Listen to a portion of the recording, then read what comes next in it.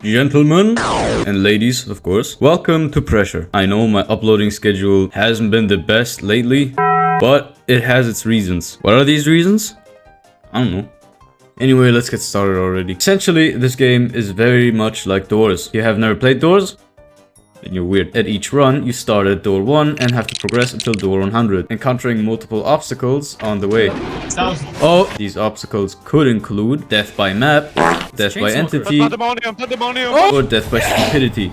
In Pressure, you have grand encounters, which is basically boss fights. These grand encounters happen at door 70 and door 100. You can find items that will help you through your run. These items include flashlights, lamps, rechargeable flashlights, and also black lights. I don't know what that does. I can't care to find out. There's also medkit. Obviously, when you're low, you can heal yourself. Then we have keycards and code breakers. You're gonna find some rooms where in order to progress, you have to find a keycard to open the next door. These keycards are located within the very same room where the door is, which you need the keycard for. Or alternatively, you can use a code breaker, which is basically like a lockpick, but for keycards. Then we have flash beacons.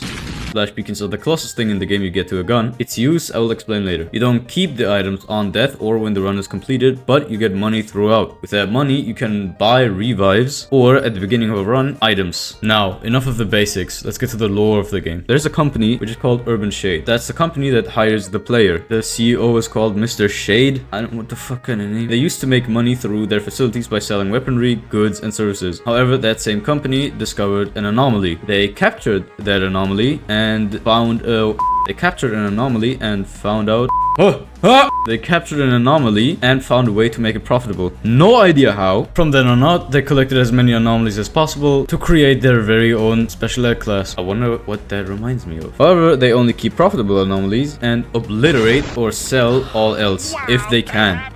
Otherwise, they just keep them contained, like Flesh Panopticon, Wall of Flesh, Gaster Undertale, Doors Abomination, a fucking tree. Obviously, this has a catch, because if one of the anomalies escape, they're incredibly dangerous. That's exactly what happened. An anomaly escaped and released as many anomalies as possible, like an SCP containment breach. This led to something called the Black Site Lockdown, which made the facility abandoned of humans and filled with anomalies, which is where we come in. After that happened, the Expendable Protocol has been initiated, which is essentially they sent in prison inmates to retrieve a crystal. Now, these prison inmates aren't sent in by force. They can basically volunteer to go there because it's a way to get pardoned. When you complete the mission and retrieve the crystal, you get pardoned of all crimes. Now, the issue with this is when they send you in, they don't expect you to return because an estimated 3,000 to 5,000 people died attempting to get the crystal. Clearly, these prison inmates, including the player, are not very smart to volunteer for this type of shit. Alright, enough of the nerd talk. Entities. The dumbasses running around the facility trying to kill you. First category of entities, node entities. His name's Angler. He, along with 4 other entities, are probably on the spectrum. Let's go through one by one. He notifies you by flickering lights that he's coming, and you have to hide in a locker to survive. Once he's through,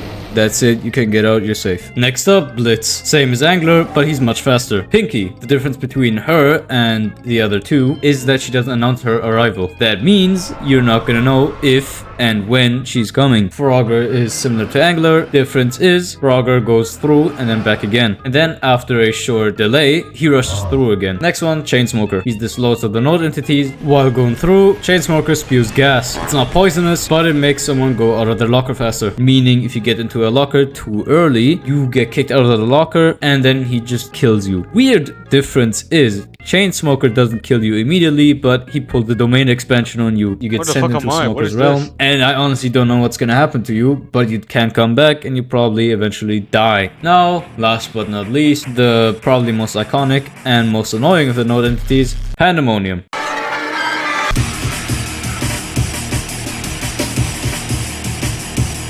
Pandemonium gets memed the hell out of. Reason for that is his mechanic, the minigame. Unlike the other node entities where you can just hop in a locker and you're safe, Pandemonium works differently. When he goes past, he actually spots you in the locker and then waits in front of the locker, knocking it around, and you have to complete a minigame in which you have to keep your cursor within a circle, and if the ball stays outside the circle for too long, Pandemonium breaks the doors open and you die. Keep it up for 40 seconds, the minigame ends and Pandemonium leaves. Alright, given there's not much to say about the other entities. I'll make this quick. Wall Dweller. They hide in the walls, and when you walk past, they start to follow you. You can hear them and turn around, and then they'll start to run away. They can be killed by the node entities, and if that happens, you can walk back to their corpse and eat drywall. Imaginary friend. There's an item you can find that's just a toy remote. When activated, you turn schizophrenic. Mr. Lopi. He doesn't appear often, but if you play with a group and you get left behind too far, he teleports you back to the group in exchange of some of your HP. Good people. Plot twist, they're not good. Sometimes you'll find rooms with more than one exit. Only one of them is correct, the other ones are fake, and behind those there are the good people. You can detect good people by standing near the doors and listening for breathing. Puddles of void mass. Despite looking like and being named after something that could be the shit of the Ender Dragon, this guy does not actually look like a puddle or shit, but instead he spawns in some of the lockers you find. If you enter those lockers, he'll drag you in and you can't leave by yourself. He'll start to take HP away from you. You can get pulled out by a teammate if you play with more than one person, but if you're the last one alive, or if you're playing solo, then you're just dead. Squiddles just stand around doing jack shit in dark places. If you shine a light at them too long or get too close to them, they'll attack you, they'll disappear, jump scare you, and take away some of your HP. You can use a flash beacon to see them, it won't aggravate them.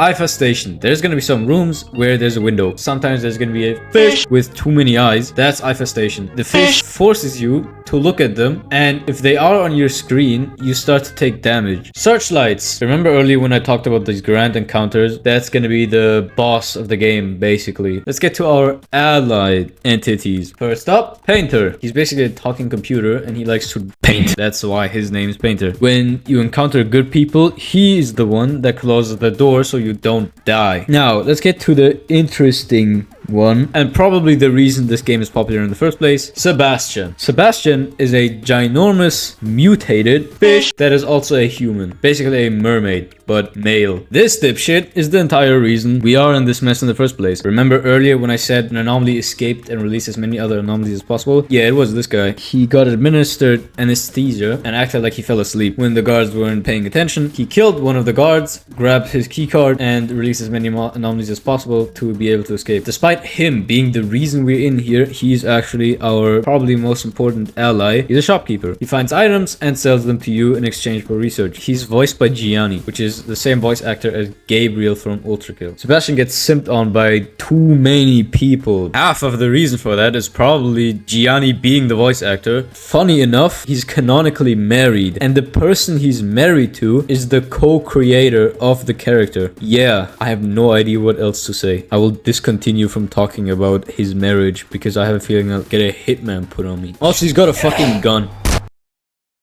Back here again,